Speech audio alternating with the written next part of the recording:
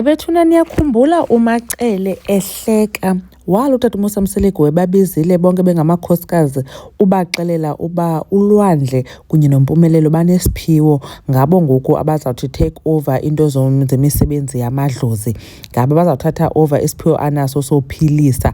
Wahleka uMacele wade wathi uMakhumalo hayi inoba kukho ijoke ebagqithileyo bona.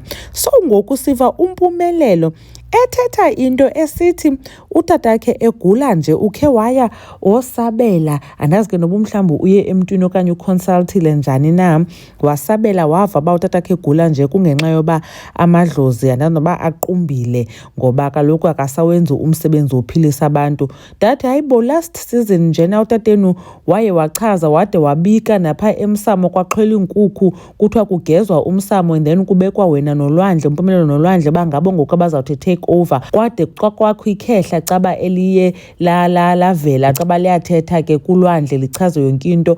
So kucacile uba yonke laa nto yayiyindlalo, zange yenzeke xa ngoku amadlozi angazuyazi ukuthi akasawenzi lo msebenzi wophilisa unikezele kubo. Ndiqomba ithini nale nto bethi nanimvile uMpumelelo esithi isizathu soba utatakhe egula kungenxa yoba engasenzi umsebenzi wamadlozi, kanti ngoku ya utatakhe wechaza ukuthi ngoku unikela kubo umsebenzi wamadlozi. Wade wane-concern ke nakumayeni ukuthi njengoba besebancinci kangaka ke ngoku kuza kwenziwa njani ngoba lokhu basenza izinto zobuncinci bona, at least utata uMusa Mseleko caba ke beyenza noko bebadala le nto. Wabe phofu ehleka uMacele esithi kwaniphinda loko. So kwakuhleka kwakhe wade utata uMusa Mseleko ingathi uMacele akayikholelwa le nto yoba uLwandle unesiphiwo. So ke ngoku ndazibuza uba xa babeyenzile le nto yohamba kakuhle enyani ke ngoku utata uMusa Mseleko eyichazile wathi nezoyithenga ugoli intontoni welichazile neligama ledlozi labo caba elikwaziyo uthi gqi lithi gqi ngomntu kulaa game salibona ke lithe gqi ngoLwandle. Kutheni ke ngoku uMpumelelo bangaphinde balithi summon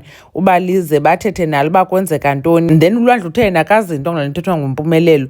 Hayi, this is a mess. Ndiyaqomba ke ngoku mna inoba yayingekho ke ngoku inoba yonke laa nto ke ngoku babeyenza okanye uMpumelelo ayikho le nto ayithethayo, but asidibani esi story sabo. It's either esi storyline esiya because ke ngoku ngabo abangazange moske mhlambe baqhubekeka nomsebenzi wophilisa, because asiyazi bakwenzeka ntoni emva koko.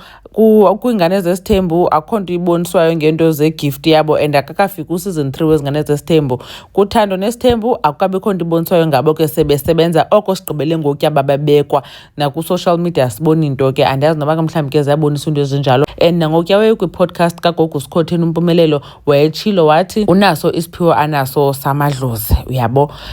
Into nayo ithanda undibhida ngoku xa caba ngoku uyagula utata uMusa Mseleko uguliswa kuba engasawenzi umsebenzi wophilisa abantu owenikelwa idlozi ekubeni koba yena wathi hand over sabona nathi. Anyways, khanike nakuba nicinga ntoni ngayo yonke le nto. uMacele wahleka, uMacele wehleka kuba mhlawumbi eyazi uba le nto yi-act okanye ke kuba yena engasingumntu okholwayo kakhulu kwiinto zesintu. uMacele siyayazi mos uba kuthiwa ngumntu wecawa.